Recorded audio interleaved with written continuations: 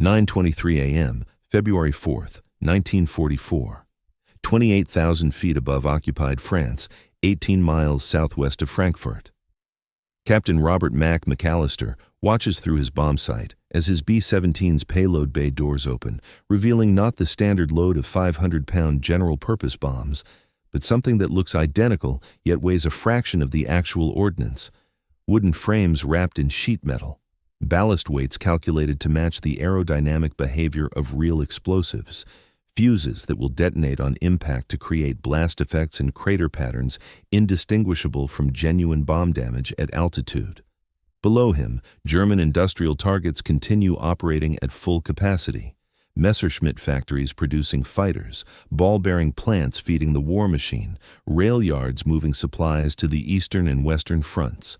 All of them about to be attacked with ordnance that will create perfect craters, satisfying explosion signatures, and absolutely zero structural damage to anything that matters. Every instinct screams that this is insane. Every bomber crew knows their mission is to destroy German war production. Every tactical manual emphasizes that strategic bombing succeeds through cumulative destruction of industrial capacity. But today, the 8th Air Force is implementing something that would have been inconceivable 6 months earlier: precision deception warfare that transforms bomber formations into elaborate theater productions designed not to destroy targets, but to manipulate German intelligence assessment and force multiplication of defensive resources. The Luftwaffe fighter controllers watching radar returns believe they're observing another maximum effort raid against critical industrial infrastructure. German anti-aircraft batteries are expending thousands of rounds of irreplaceable ammunition. Fighter squadrons are burning precious aviation fuel to intercept formations that will drop ordnance, creating all the visual signatures of successful attacks while leaving actual production facilities completely intact.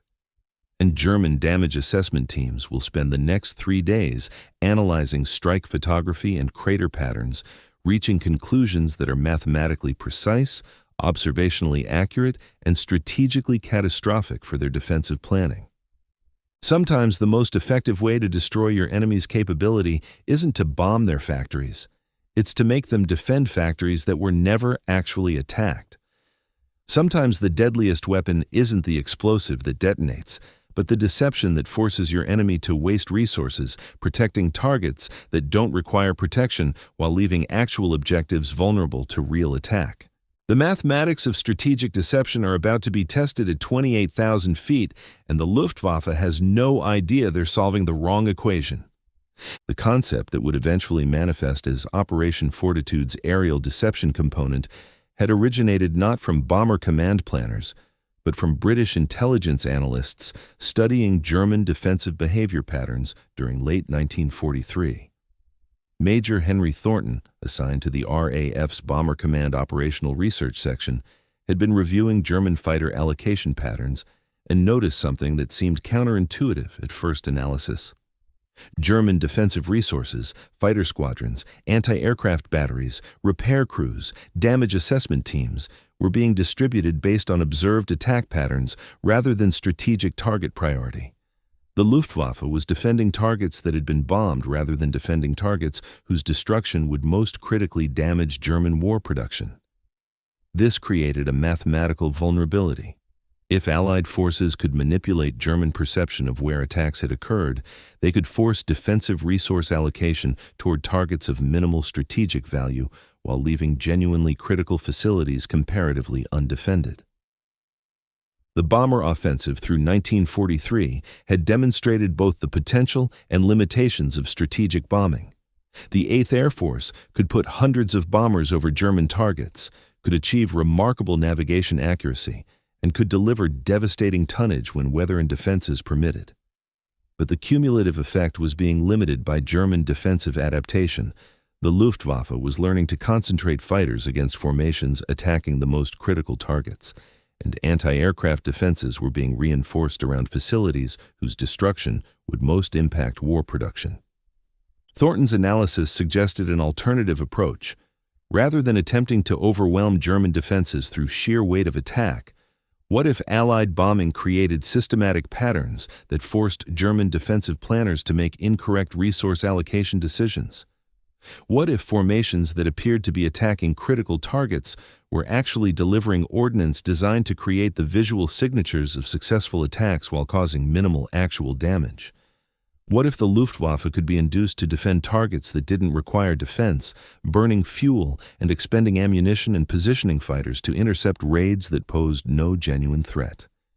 The technical requirements for such deception were substantial. The dummy bombs would need to match the aerodynamic characteristics of actual ordnance sufficiently that bombardiers could release them using standard procedures, and that the bombing pattern would appear normal to observers on the ground and in defending aircraft. They would need to create explosion signatures, blast, flash, smoke, crater formation, indistinguishable from real bombs when observed from the altitudes where German fighters operated and where reconnaissance aircraft photographed strike results.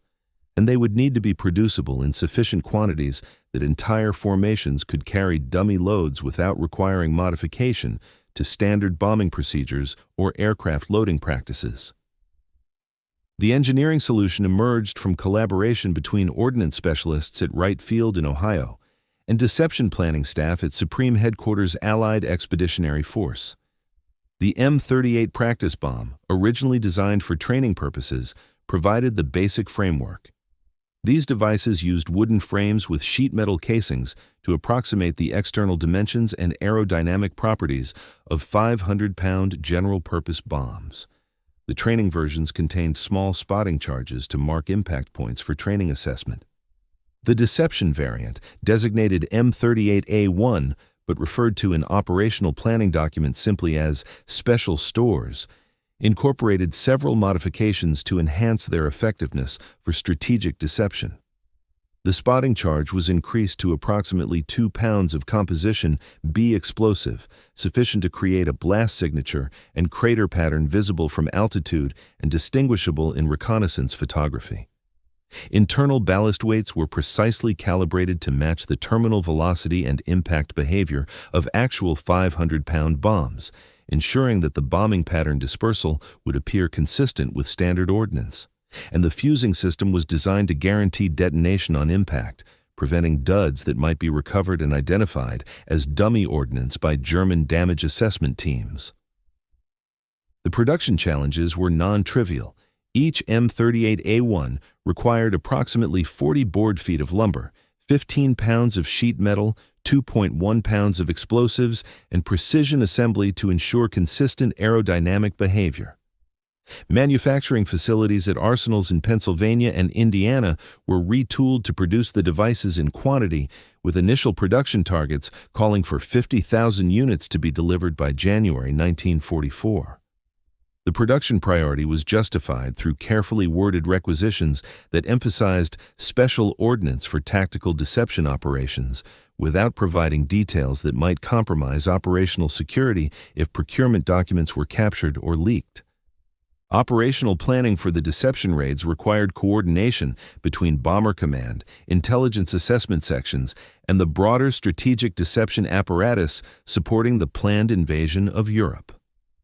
The dummy bomb raids would need to achieve several objectives simultaneously: create the appearance of sustained attacks against specific target categories, force German defensive resource allocation toward those targets, provide reconnaissance photography showing apparent damage that German analysts would interpret as successful strikes, and maintain the deception long enough that German defensive adjustments based on false damage assessment would meaningfully degrade their capability to defend against actual raids hitting genuinely critical targets. Colonel Marcus Webb, assigned to 8th Air Force Operational Planning Staff, had been briefed on the deception concept in December 1943 and tasked with developing mission profiles that would integrate dummy bomb raids into the broader bombing campaign. The challenge was maintaining the deception across multiple raid cycles while preventing German intelligence from identifying patterns that might reveal the true nature of the operation. "The Germans are going to analyze every raid we fly," Webb explained during planning conferences. "They'll study the formations, the approach routes, the target selection, the bombing patterns. If we're sloppy, if there are observable differences between real raids and deception raids, They'll identify the deception and will have accomplished nothing except wasting resources on elaborate theater. We need these missions to be indistinguishable from genuine attacks in every observable characteristic. The solution involved integrating dummy bomb missions into the normal operational rhythm rather than flying them as discrete deception-only operations. Mixed formations would carry combinations of real and dummy ordnance, with lead bombardiers targeting actual facilities while trailing aircraft in the formation dropped dummy loads on adjacent areas. This created bombing patterns that appeared consistent with standard area bombing techniques while ensuring that reconnaissance photography would show extensive cratering around target complexes. Cratering that would require German damage assessment teams to conduct detailed facility inspections to determine actual structural damage versus cosmetic cratering from dummy ordnance. Captain Robert McAllister had been selected as lead bombardier for the initial trial mission based on his navigation accuracy and is demonstrated to maintain operational security. The briefing he received on February 2, 1944, was unlike any mission preparation he had experienced in 18 months of combat operations. "Gentlemen," the intelligence officer began, "you are going to fly a bombing mission that will appear in every respect to be a maximum effort raid against ball-bearing production facilities at Schweinfurt. You will follow standard approach routes, maintain formation discipline, execute defensive maneuvers against fighter interception exactly as you would on any strategic raid. German radar will track you, Luftwaffe fighters will intercept you, anti-aircraft batteries will engage you, everything will appear normal." The officer paused for effect. "Except that 2/3 of your payload will consist of dummy bombs designed to create the visual appearance of successful attacks while causing minimal actual damage. Your mission is not to destroy the ball-bearing plants. Your mission is to make the Germans believe the ball-bearing plants have been attacked so heavily that they need to divert defensive resources to protect them during subsequent raids." The initial reaction among the bomber crews ranged from confusion to frustration. These men had volunteered for hazardous duty, flying unescorted daylight raids deep into German territory. They had watched friends die in flaming bombers shot down by German fighters. They had endured anti-aircraft fire that could shred a B-17 in seconds. And now they were being ordered to risk their lives, dropping fake bombs that wouldn't actually damage anything. McAllister raised the question that others were thinking. "Sir, with respect, we're going to fly into the most heavily defended airspace in Europe, risk getting shot down by German fighters and flak, and drop ordnance that won't actually hurt the German war effort. How does this make sense?" The intelligence officer's response revealed the strategic logic underlying the deception. "Captain, the Germans have approximately 400 single-engine fighters available for daytime defense of the Reich. They position those fighters based on which targets they believe are being attacked and which facilities they assess as most critical to defend based on previous damage. If we can make them believe that ball-bearing production has been devastated, they will concentrate fighters to defend ball-bearing plants during our next raid cycle, which means those fighters won't be defending the synthetic oil refineries we're going to hit with real bombs while they're busy protecting facilities that weren't actually damaged." The mathematical elegance of the deception strategy became clearer as the briefing continued. Strategic bombing's effectiveness was limited not by the destructive power of ordnance, but by the concentration of German defensive resources at genuinely critical targets.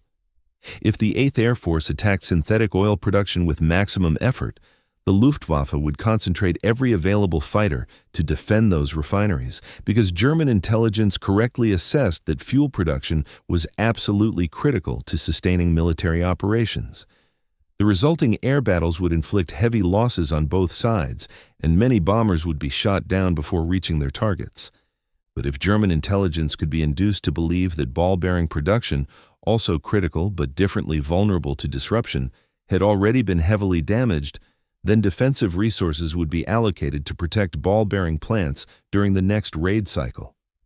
This defensive reallocation would occur based on German assessment of where previous attacks had been concentrated, not on Allied intentions for future operations. The deception created a temporal asymmetry. German defenses would be positioned to defend against yesterday's attacks while Allied forces struck tomorrow's targets. The mission profile for the February 4th raid was designed to maximize deception effectiveness while maintaining operational realism. 36 B-17s from the 94th and 95th bomb groups would form up over England and proceed to the initial point for bombing run on ball-bearing facilities at Schweinfurt. The formation would include 12 aircraft carrying standard bomb loads of actual 500-pound general-purpose bombs and 24 aircraft loaded with M38A, 1 dummy ordnance, plus sufficient real bombs to create visible secondary explosions if they impacted fuel or ammunition storage. Lead bombardiers, including McAllister, would target actual production buildings with real ordnance to ensure that reconnaissance photography showed some legitimate structural damage. Trailing aircraft would release dummy loads in patterns calculated to create extensive cratering around the target complex, cratering that would appear to German damage assessment teams as evidence of heavy attack density requiring detailed facility inspection to determine full extent of damage. German defensive response would be allowed to develop naturally. Fighter controllers would vector interceptors based on radar tracking of the formation. Anti-aircraft batteries would engage with standard defensive fires. No special procedures would be implemented to reduce crew risk beyond what normal bombing operations entailed. The mission had to appear in every observable respect as a genuine maximum effort raid, which meant accepting the same hazards that characterized any deep penetration into defended German airspace. At 7:45 on February 4th, McAllister's B-17 lifted off from Bury St. Edmunds and began the climbing turn that would position his aircraft as lead bombardier for the formation. The bomber was loaded with a mixture of 6 500-pound general-purpose bombs and 12 M38A, 1 dummy devices, the dummy ordnance visually indistinguishable from standard bombs when viewed in the payload bay. The only observable difference was the weight. The fully loaded aircraft was approximately 3,000 pounds lighter than a B-17 carrying standard ordnance load, a difference that affected takeoff performance and fuel consumption, but would not be apparent to German observers tracking the formation. The formation assembly over England proceeded according to standard procedures, with aircraft joining up at designated altitudes and positions. By 8:30, 36 B-17s had formed into a combat box formation that would provide mutual defensive fire support during the penetration of German airspace. The formation appeared in every respect identical to the dozens of bomber formations that had struck German targets throughout 1943. Same aircraft types, same formation geometry, same approach altitudes and speeds. The penetration of German airspace began at 9:05 as the formation crossed the coast of occupied France. German radar stations detected the incoming raid and began vectoring fighter interceptors to meet the threat. Luftwaffe fighter controllers, analyzing the formation size, altitude, and heading, concluded this was another strategic raid targeting industrial facilities in southern Germany, exactly the interpretation the deception plan intended to create. At 9:18, the first German fighters made contact. Focke-Wulf 190S from Jagdgeschwader, 2 attacked from 12 o'clock high, their 20mm cannons and 13mm machine guns, raking the lead elements of the formation. McAllister's B-17 shuddered as cannon rounds impacted the port wing, punching holes in the sheet metal but missing critical control surfaces. The bomber's defensive gunners returned fire, their .50 caliber machine guns filling the air with tracers that forced the German fighters to break off after their initial pass. The fighter attacks continued as the formation proceeded toward the initial point. German fighter controllers were committing substantial resources to intercept what they assessed as a major raid against critical industrial targets, precisely the defensive response that validated the importance of maintaining absolute operational realism during deception missions. The Luftwaffe pilots fighting to stop this raid had no way of knowing that 2/3 of the bomber's payload would create spectacular explosion effects while causing minimal actual damage to German war production. At 9:23, McAllister's B-17 reached the initial point and began the bombing run. Through his Norden bomb sight, McAllister could see the ball-bearing production facilities at Schweinfurt, the same targets that had been attacked during the devastating raids of August and October 1943. raids that had cost the 8th Air Force dozens of bombers and hundreds of casualties. Today's raid would cost similar risks, but would achieve fundamentally different objectives. The lead aircraft carrying real ordnance released first, their 500-pound bombs falling toward production buildings and creating the secondary explosions and structural damage that would appear in reconnaissance photography as evidence of successful strikes. McAllister toggled his release, sending his mixed load of real and dummy bombs toward the target complex. The dummy ordnance fell with aerodynamic behavior virtually identical to actual bombs. Same terminal velocity, same dispersion pattern, same visual appearance to observers in trailing aircraft or in German fighters maintaining attack positions. The impact signatures created by the M38A1 dummy bombs were indistinguishable from real ordnance when observed from altitude. The 2-pound spotting charges detonated on contact, creating blast signatures, smoke columns, and crater patterns that appeared entirely consistent with 500-pound bombs. Reconnaissance cameras in trailing aircraft captured images showing extensive cratering across the target complex, images that would be analyzed by both Allied intelligence and, after being captured from reconnaissance aircraft, shot down on subsequent missions by German damage assessment teams. The formation, egress proceeded through continued fighter attacks and anti-aircraft fire. 2 B-17s from the formation were lost to German defenses, 1 to fighter attack, 1 to flak damage that caused the bomber to fall out of formation and be finished off by pursuing fighters.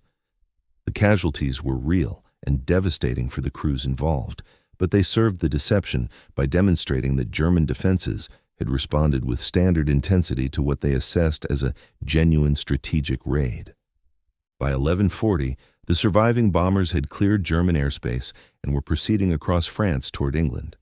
McAllister and his crew understood they had participated in something unprecedented, a bombing mission designed not to destroy its targets, but to manipulate enemy intelligence assessment and force misallocation of defensive resources. The question was whether the deception would achieve its intended effects, or whether German analysts would identify the dummy ordnance and recognize the raid for what it actually was. The German damage assessment process began within hours of the raid, as reconnaissance aircraft photographed the Schweinfurt facility and ground teams began detailed inspection of the complex. The reconnaissance photography showed extensive cratering consistent with heavy bombing, with impact patterns suggesting that the attack had employed standard area bombing techniques against industrial facilities. The crater analysis indicated approximately 120 bomb impacts across the target complex, suggesting that a substantial formation had successfully delivered ordnance despite German defensive efforts. The ground inspection teams provided more nuanced assessment. Several production buildings showed structural damage consistent with direct hits from 500-pound bombs, actual damage from the real ordnance that lead aircraft had delivered, but the majority of observed craters showed minimal structural impact on nearby facilities despite creating spectacular blast effects. The German engineers conducting the assessment attributed this to poor bombing accuracy and the inherent difficulty of achieving direct hits on specific buildings from 28,000 feet, rather than recognizing it as evidence of dummy ordnance employment. This assessment error was exactly what the deception plan had anticipated. German engineers were solving for, why did so many bombs miss their targets? Rather than asking, were these actually bombs or were they sophisticated dummies? The cognitive framework they brought to damage assessment assumed all ordnance was genuine and that variations in effectiveness resulted from accuracy problems rather than intentional deception. This assumption, reasonable given historical experience, prevented them from identifying the true nature of the raid. The strategic impact of the deception began manifesting during subsequent raid cycles. German defensive planning for the week of February 7th to 11th included reinforced fighter allocation to defend ball-bearing production facilities based on the assessment that these targets had been heavily attacked on February 4th and remained priority objectives for Allied bombing campaigns. Jagdgeschwader units that might otherwise have been positioned to defend synthetic oil refineries or aircraft production plants were instead allocated to defend ball-bearing facilities that had not actually been significantly damaged. On February 10th, the 8th Air Force launched a maximum effort raid against synthetic oil production facilities in the Leipzig area, carrying real ordnance exclusively. The German fighter response was notably weaker than anticipated, because substantial Luftwaffe resources had been positioned to defend ball-bearing plants that were not attacked. The oil refineries, genuinely critical to German fuel production, received devastating damage while German fighters burned precious aviation fuel defending targets that faced no actual threat.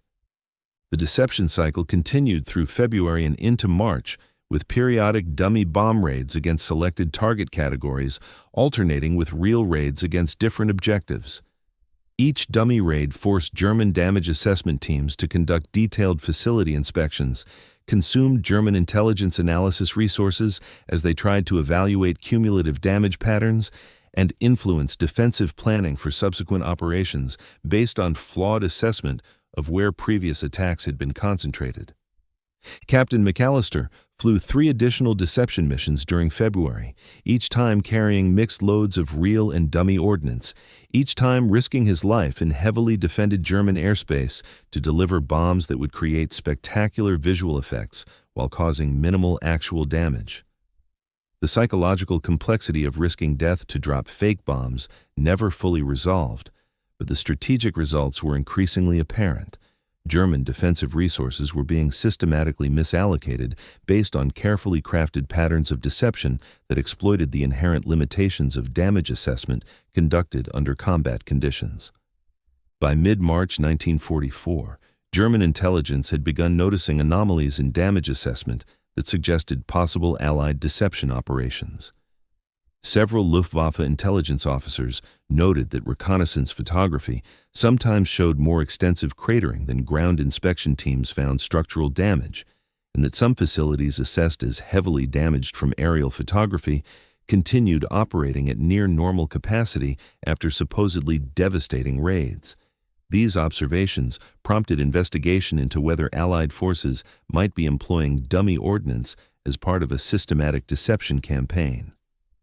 The investigation concluded that while isolated use of dummy bombs was theoretically possible, the systematic employment of such ordnance across multiple raid cycles seemed implausible given the manufacturing resources required and the operational risks of flying combat missions with reduced actual ordnance loads.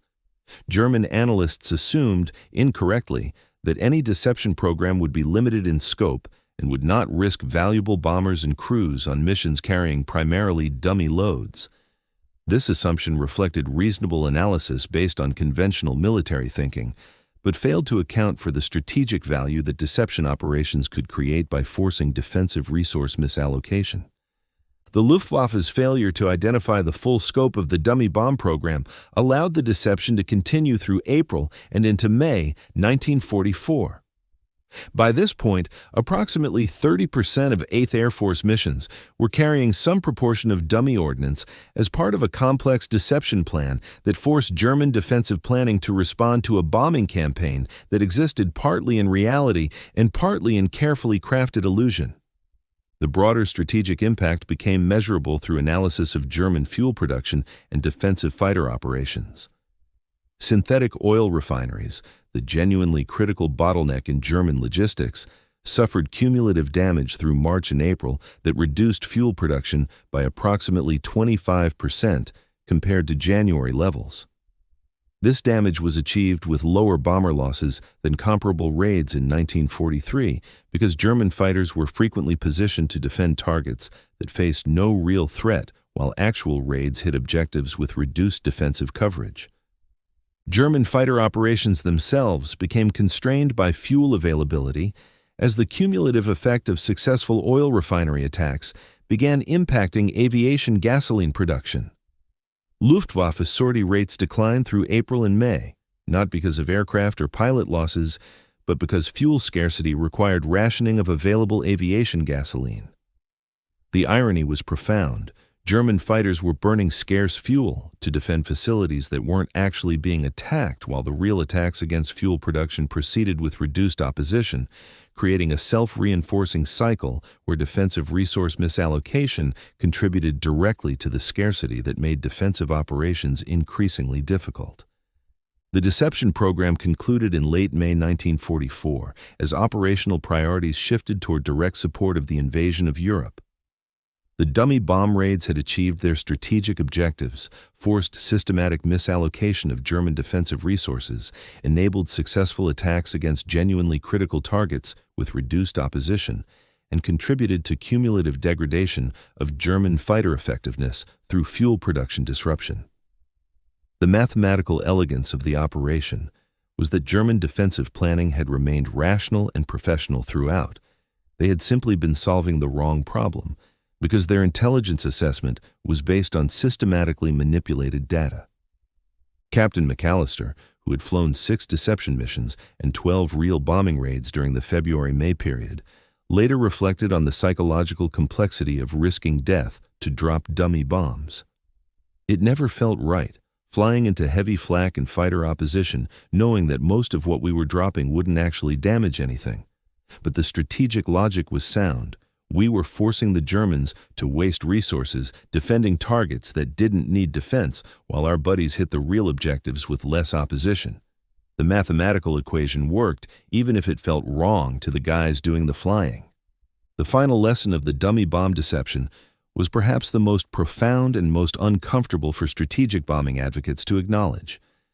Sometimes the most effective bombing mission is the one that doesn't actually destroy its target. Sometimes the deadliest weapon is not the explosive, but the deception that forces your enemy to waste resources defending against threats that don't exist while leaving genuinely vulnerable targets exposed.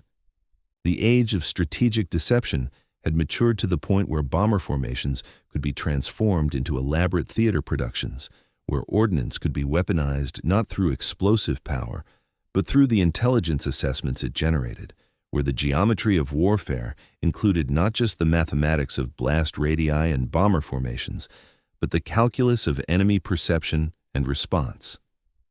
They had won because they made the Luftwaffe solve the wrong problem, defending targets that weren't attacked while real raids hit objectives with reduced opposition.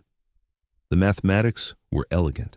Thousands of dummy bombs created illusions that forced misallocation of German defensive resources worth orders of magnitude more than the cost of manufacturing the deception ordnance. Sometimes the most devastating attack is the one your enemy wastes resources preparing to defend against while you strike elsewhere with the forces they left undefended.